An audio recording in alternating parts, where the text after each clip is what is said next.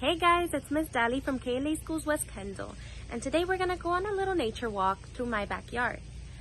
Here is one of the milkweed plants, and on this milkweed plant you will find many of the monarch caterpillars.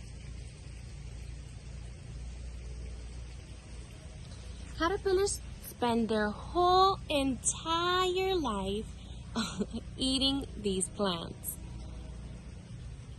They enjoy these a lot until they get big enough to create a chrysalis.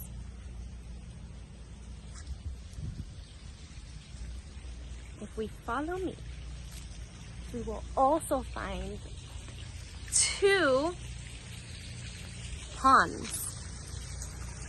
Ponds are the coolest. You can find fish, turtles, tadpoles, and many other animals that live in the pond.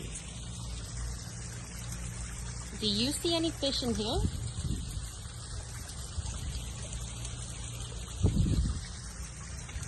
This is one of them. If we keep walking, we can find another one. Do you see any fish in here? In my backyard, you will also find lots and lots of plants and trees. Some of these plants attract butterflies.